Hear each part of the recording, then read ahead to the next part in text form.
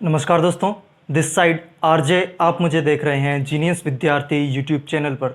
दोस्तों, आज की इस वीडियो में हम बात करने वाले हैं ग्राम विकास अधिकारी के एग्ज़ाम से रिलेटेड कुछ इंपॉर्टेंट बात मैं आपसे करने वाला हूं। तो दोस्तों, वीडियो स्टार्ट करने से पहले दो चीज़ें मैं आपको बताना चाह रहा हूं कि अगर आप अपने मोबाइल फ़ोन का यूज़ करके थोड़ा बहुत पॉकेट मनी जनरेट करना चाहते हैं तो डिस्क्रिप्शन में मैंने अपस्टॉक्स एप्लीकेशन का लिंक दे रखा है, जहाँ से आप अपना अकाउंट क्रिएट करके अपना लिंक शेयर करके आप रेफरल से अर्निंग कर सकते हैं।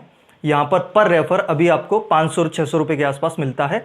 जो भी आप अमाउंट अर्न करेंगे वो डायरेक्ट आप अपने बैंक अकाउंट में ट्रांसफ़र कर सकते हैं। अगर कोई आपको इश्यू आता है तो मेरे इंस्टाग्राम हैंडल का भी मैंने लिंक दे रखा है, तो वहाँ से जाकर के आप मुझे मैसेज करेंगे। कोई भी अगर आपको पर्सनल बात भी करनी हो तब भी आप मुझे वहाँ जाके फॉलो करके मैसेज करेंगे, तो मैं वहाँ सारी आपकी क्वेरीज सॉर्ट आउट करा दूँगा। तो वीडियो को स्टार्ट करते हैं। दोस्तों, मैं ये आशा करता हूँ, ये विश्वास करता हूँ कि आप लोगों की सबकी ग्राम विकास अधिकारी के मेंस एग्ज़ाम के लिए एक अच्छी तैयारी चल रही होगी। सबने अच्छे अच्छे नोट्स बना रखे होंगे और अब तो नोट्स का लगभग रिवीजन ही चल रहा होगा।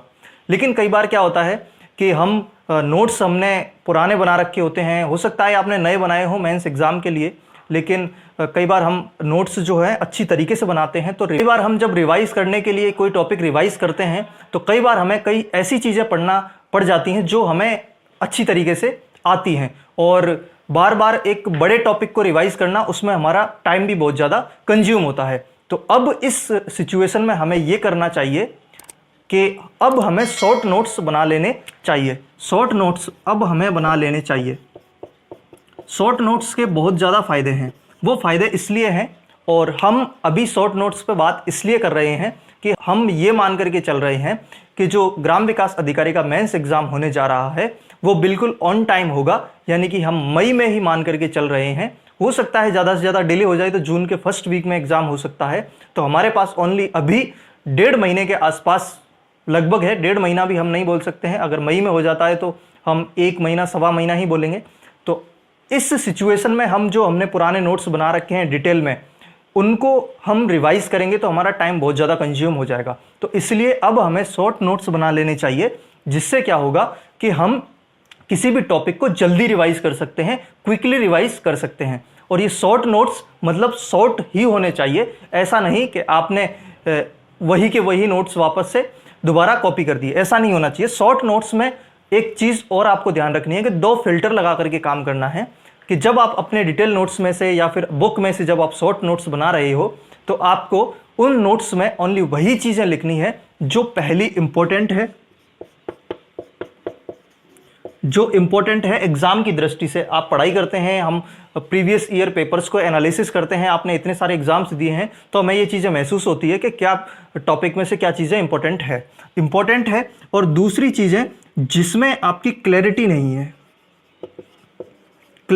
है। कई बार क्या होता है कि हम जब नोट्स बनाना स्टार्ट करते हैं, शॉर्ट नोट्स बनाना स्टार्ट करते हैं, तो जो इंपॉर्टेंट चीज़ें हैं उनमें हमारी क्लैरिटी है, वो हमें अच्छी तरीके से आते हैं, तब भी उनको हम कॉपी कर देते हैं और हम शॉर्ट नोट्स में लिख देते हैं। जैसे कि मैं एग्जाम्पल से बात करूंगा तो आपको अच्छी तरीके से समझ आएगा। जैसे आप कोई टॉपिक पढ़ रहे हैं हिस्ट्री में राणा संग्राम सिंह, अगर आप राणा सांगा टॉपिक पढ़ रहे हैं, अगर हम नोट्स बनाना स्टार्ट करें तो ये बहुत इंपॉर्टेंट है कि उनका खानवा का युद्ध हुआ था, बाबर के साथ लड़ाई हुई थी, तो ये टॉपिक, ये चीज़ इंपॉर्टेंट है। लेकिन मुझे नहीं लगता कि आप में से किसी को नहीं पता होगा ये चीज़। ये इंपॉर्टेंट है लेकिन आपको आती है, इसलिए शॉर्ट नोट्स में वो चीज़ नहीं लिखनी है। आपको वही चीज़ लिखनी है जो इंपॉर्टेंट है और उसमें आपको क्लैरिटी नहीं है, वही चीज़ लिखनी है। वरना फिर से वही चीज़ें, अगर आपको जो चीज़ें आती हैं वही आपने शॉर्ट नोट्स में लिख लिया तो फिर आपको मतलब नहीं रह जाएगा। हम शॉर्ट नोट्स इसलिए बना रहे हैं ताकि जिन चीज़ों में हमारी क्लैरिटी नहीं है, ओनली वही चीज़ें पढ़ने के लिए हमें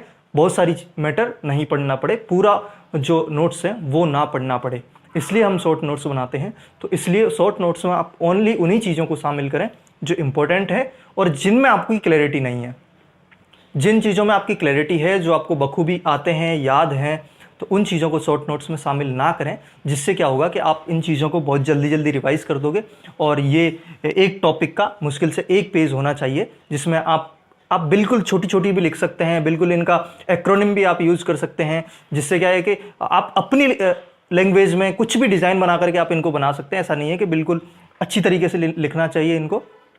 तो जिससे क्या होगा कि आप इनको डेली एक बार उठ के सुबह जब भी आप रिवाइज़ करेंगे, या फिर जैसे आप हिस्ट्री पढ़ रहे हैं, आपने ज्योग्राफी के शॉर्ट नोट्स बना रखे हैं, तो ज्योग्राफी के अगर आप शॉर्ट नोट्स बनाते हैं तो ऑल ओवर ज्योग्राफी के, जैसे राजस्थान ज्योग्राफी के ऑल ओवर ज्योग्राफी के 6-7 पन्ने में आप शॉर्ट नोट्स बना लेते हैं। जो चीज़ें बार बार आपको परेशान करती हैं उनको जब भी आप ज्योग्राफी पढ़ते हैं तो एक बार उन नोट्स को आप रिवाइज कर लेते हैं। हर सब्जेक्ट के साथ आप ऐसा करेंगे तो कहीं ना कहीं जो चीज़ें आपको ज़्यादा परेशान करती हैं उनमें भी आप पकड़ बना लेंगे, और कहीं ना कहीं ये आपके मेंस एग्जाम में आपको बहुत ज़्यादा हेल्प करने वाला है। जैसा कि आपने थंबनेल में देखा कि आपको 10 नंबर तक की बढ़ोतरी दिला सकता है, बिल्कुल दिला सकता है, क्योंकि अगर आप इसको अप्लाई करेंगे तो आपको महसूस ये चीज़ें होगी। और जो अप्लाई ऑलरेडी कर रहे हैं वो कमेंट बॉक्स में ज़रूर बताइएगा कि आपको ये हेल्प करता है कि नहीं करता है। वीडियो पसंद आए तो वीडियो को लाइक जरूर करें, चैनल पर नए हो चैनल को सब्सक्राइब कर दीजिएगा। दोस्तों में इस वीडियो को ज़्यादा से ज़्यादा शेयर करें, और डिस्क्रिप्शन में लिंक है, आप स्टॉक्स और इंस्टाग्राम दोनों का जाकर के चेकआउट कर लीजिए। मैं मिलता हूँ आपसे अगली वीडियो में। Thank you so much.